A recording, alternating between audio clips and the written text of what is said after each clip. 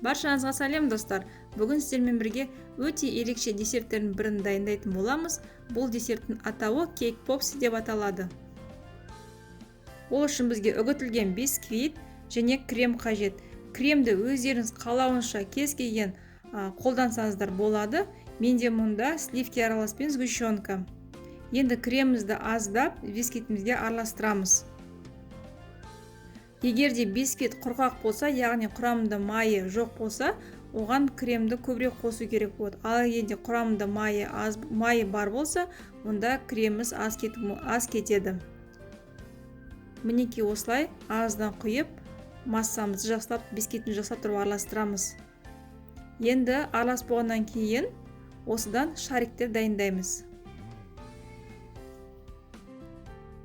Мінекей дәл осындай қылып жасаймыз. Және қалған бисквиттен осындай шариктер істеп шығамыз.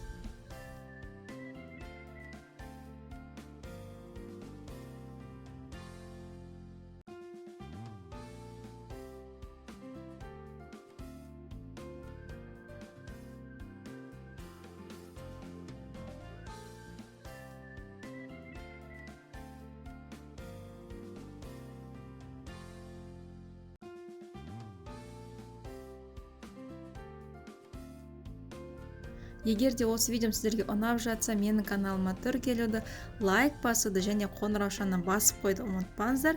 Өйткені алда мен сіздермен шоколадно-банановый торттың рецептімен бөлісемін. Ол өте дәмді торттардың бірі.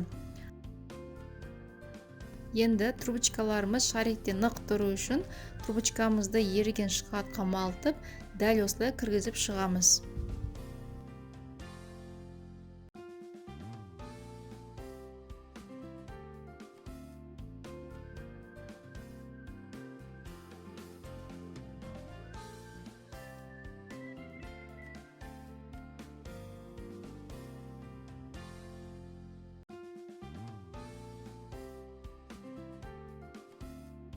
Трубочкаларды салып болғаннан кейін шоколадымыз қату үшін морозилькеге 30 минутқа жібереміз.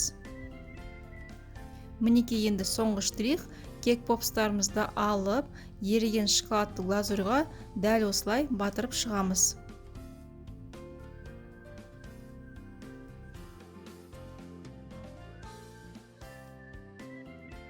Сіздер өз қалауларыңызша қара шоколадтың орнына ақ шоколадты пайдалансаңыздар болады. Шоколадтарымыз қатқаннан кейін қалауыңызша ақ шоколадты ертіп узор жасауға болады. Бұл кейк попстарды мен бірінші рет дайындадым.